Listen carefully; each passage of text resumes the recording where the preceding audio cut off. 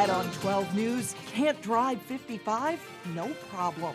Why rapid bus service may be an option for the Highway 55 corridor. Plus, bringing park improvements to the inner ring suburbs. See what's in the works along the Robbinsdale-Golden Valley border. But first, raising a stink over a Plymouth rose growing operation. Are the concerns valid? Hear what some neighbors have to say. 12 News starts right now. Hello and thanks for joining us. I'm Alexandra Renslow. And I'm Shannon Slatton. Some Plymouth residents are raising a stink over what they say is a foul odor. And they say the smell is coming from Busch roses. So how big of a problem is it? Here's reporter Sonia Goins. Our business has been here for 50 years. Inside Busch roses, there are rows and rows of very colorful aromatic flowers. We're growing cut flowers year-round. Patrick Busch is the CEO of the company. He says it takes a lot of heat to keep the greenhouses warm during our Minnesota winters. We heat 15 acres of greenhouse. 2 wood-burning boilers are used to heat the greenhouses, but the heat source has sparked a heated debate among a few neighbors who say there's a stench in the air. When the city first called me and said that this came up, I went, what? I was confused. Now, this is where the alleged offensive odor is coming from. These wood chips are used to feed the boiler, and when they break down, sometimes they could emit an odor. Without the wood byproduct as a heating source, we wouldn't be growing virtually any of this. Our whole production business would not be viable. I don't have a problem with it at all. I don't smell anything. Deidre lives right next door to where the business burns the wood. People need to realize that if they have bought a house or built a house in this area, anytime, they have done it with the full knowledge that the company is there. A few other neighbors also say their noses haven't noticed anything foul from the flower business. I'm out here shoveling. I'm out here collecting my newspaper and my mail. I don't smell a thing, morning, noon, or night. I'm surprised that somebody would complain about that because there's been nothing that I've ever been aware of. Busch says since the complaints, they're looking at ways to address the issue. We always want to support our community. We always want to be a good neighbor. We want to do what we can. In Plymouth, Sonia Goins, 12 News. Plymouth city officials say at least 2 people have complained about the odor. Plymouth does not have an ordinance in regards to odors, so the company is not violating any laws. Now to a story involving a Plymouth woman that's straight out of a television crime drama, and the FBI unraveled it all. 48-year-old Irina Vorotinov is charged with defrauding a life insurance company by faking her ex-husband's death. The supposed body of her ex-husband was found in 2011 in the tiny Eastern European country of Moldova. The body had a passport, hotel cards, and phone numbers belonging to her ex-husband. The body was cremated, and Vorotinov was able to collect a $2 million life insurance claim. According to the FBI, the Plymouth woman's ex-husband is very much alive, and he's living in Ukraine under a new identity. Her 25-year-old son is charged with helping cover up the scheme. The true identity of the dead body is still uncertain.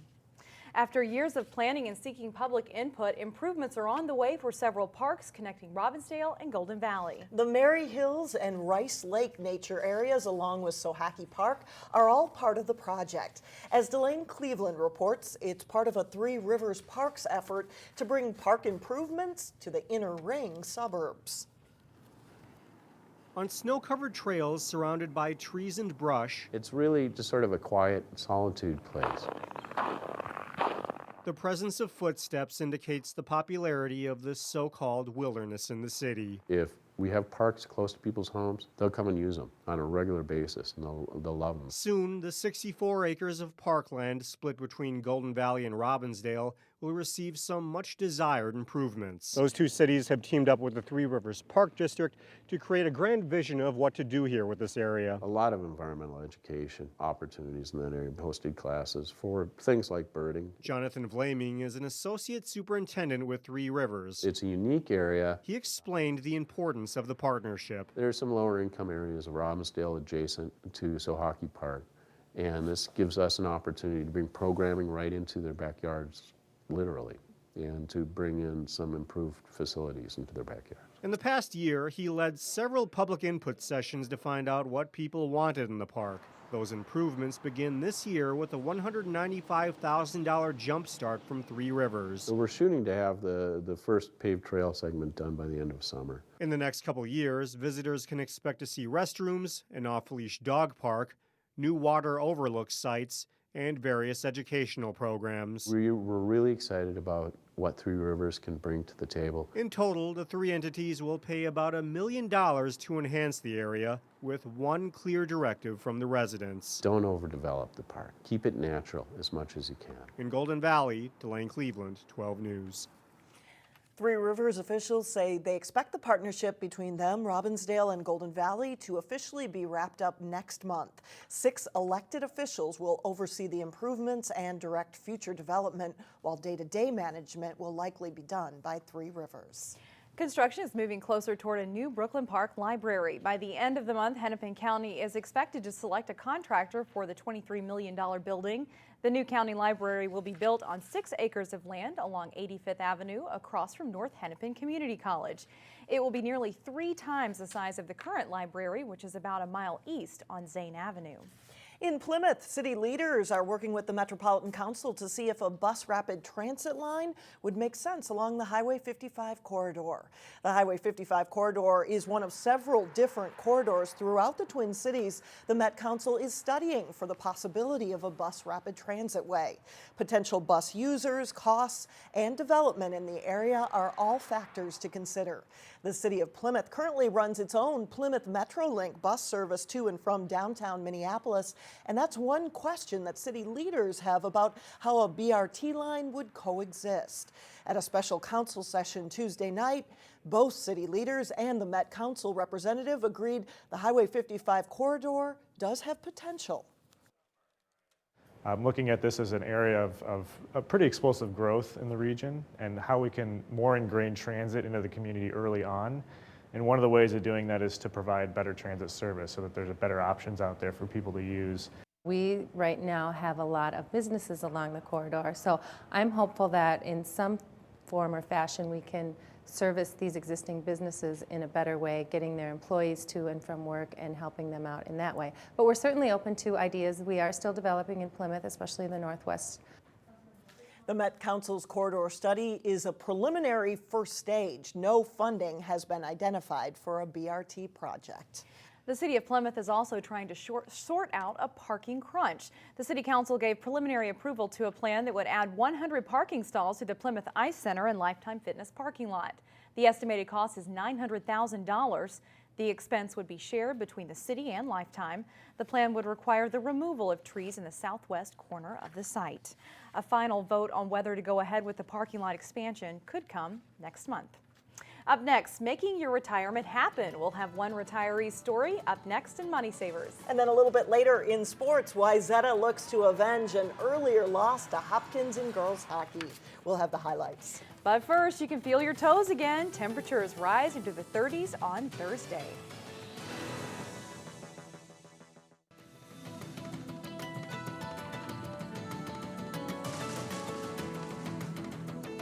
When it comes to retirement saving, something is better than nothing. It sounds like common sense, but a new survey shows saving for retirement isn't as common as you might think. Shannon explains in today's Money Savers.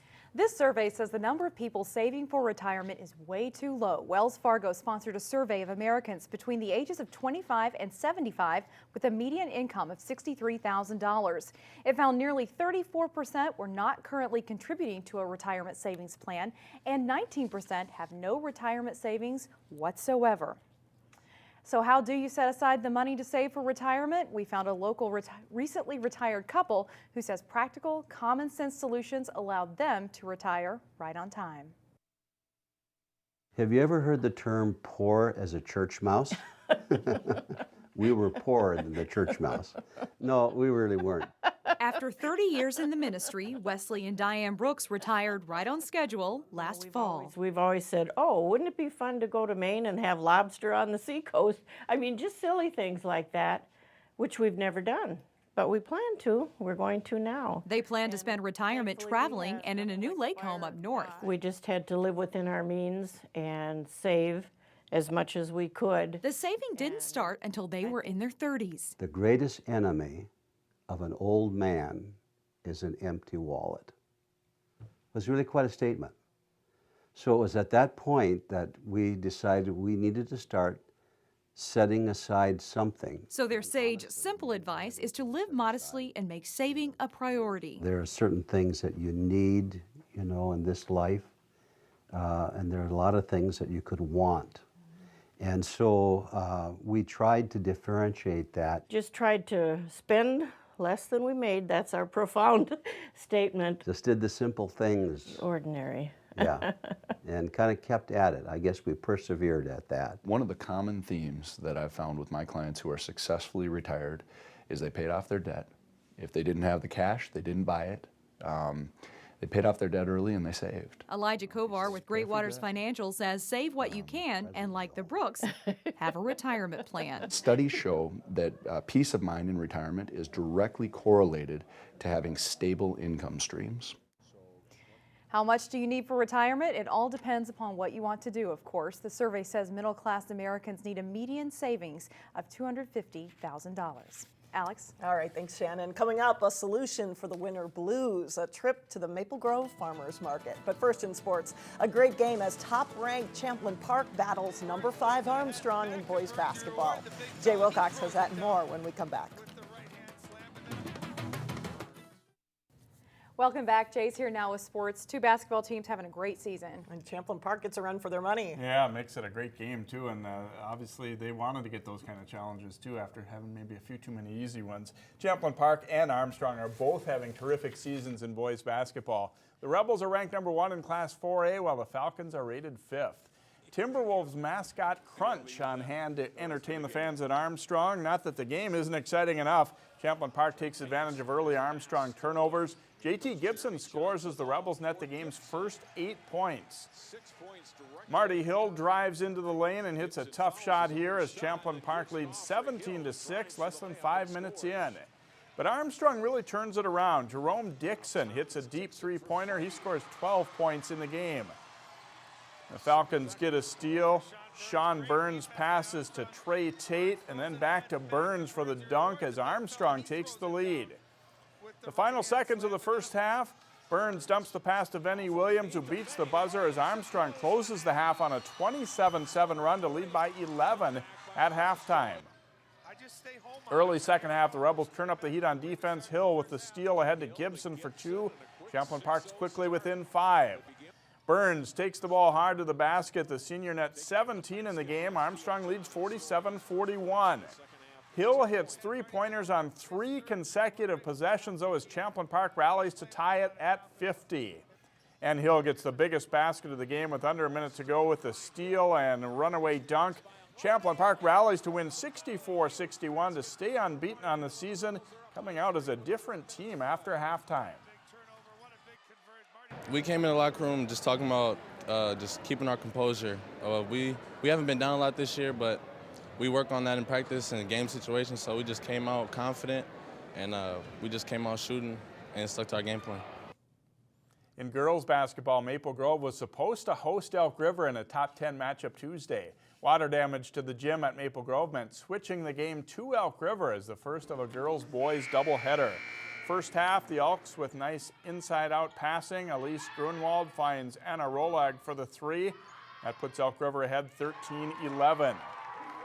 A back screen creates some traffic, and Danielle Lockmiller lofts a pass to a streaking Ava Moore inside. Her layup puts Elk River up 19-13. The Elks go up by 11 before Maple Grove goes on a run. Grace Jensen dribbles up court and finds Allie Schmidt inside for the layup. And then it's around the perimeter to Mackenzie Barda, and she'll work her way down the baseline for a layup and a foul. Her free throw cuts the lead to 6.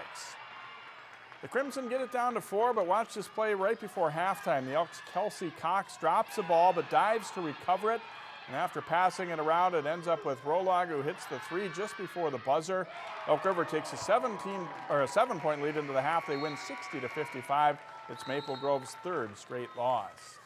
In girls hockey, Wayzata had one of its worst outcomes of the season in a 6-3 loss to Hopkins, the first time the Lake Conference teams met. The Trojans were looking to turn the tables for round 2 at Plymouth. First period, good work on the wall by Wayzata's Sammy Meister. Gets the puck to Natalie Heising, who sets up Ali Wiedela for the goal. It's 1-0 Trojans. Second period with Wayzata shorthanded. Maddie Wolzman with a nice pass to Heising. She breaks in alone and nets the goal, and it's 2-0. Hopkins breaks the shutout in the third on a goal by Rachel St. Clair. But Wayzata goalie Sarah Stelter stops everything else that comes her way. The Trojans win this one 3-1. In the Northwest Suburban, Totino-Grace taking on North Metro. Grace leads 1-0 after the first. 40 seconds into the second, Allison Parnell skates in and fires high for the goal, and it's 2-0 Eagles. After another Eagles goal, North Metro gets on the board. Leah Yonker's initial shot is saved, but the rebound drops to Emily Ock, who puts it in from a tough angle. The Stars are down 2. With 41 seconds left in the period, though, Parnell finds Jessica Steichen all alone in front for a power play goal, making it 4-1. 15 seconds later, it's Steichen for the hat trick as she puts away the rebound off the Catherine Hegedes shot. It's 5-1 going into the third, and it looks like it might be over. But North Metro fights back. Tatum Manning reverses direction behind the net and fools Logan Knipp, and the Stars are within 5-3. Less than 2 minutes later, North Metro pulls within 1 when Ock collects her own rebound and slips the puck home. But the Eagles hold on from there, but they beat North Metro in a very entertaining game, 5-4. So some good drama in that third period at least coming back. Excellent. Basketball and hockey there, right? Right. Thanks a lot, Jay. Still ahead, one of the freshest ways to enjoy winter. Get stocked up on homegrown goods up next. And finally, a farmer's market and a thaw on the same day. And Maple Grove says it is meant to be. Just as the January thaw kicks in, you can enjoy the Maple Grove Farmers Market inside the Maple Grove Community Center. It takes place Thursday from 3 to 6 p.m.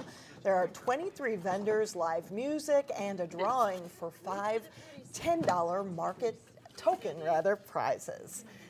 They always have the best stuff there. They do. Baked goods, you name it, you can go listen to music. It's just a fun way to spend the afternoon. And it's popular, too. Yes. Well very known. much so, and warm. That's always right. important this time of year. That does it for us. Thanks so much for joining us. We'll see you up next. Community Corner is coming up next. We'll see you tomorrow.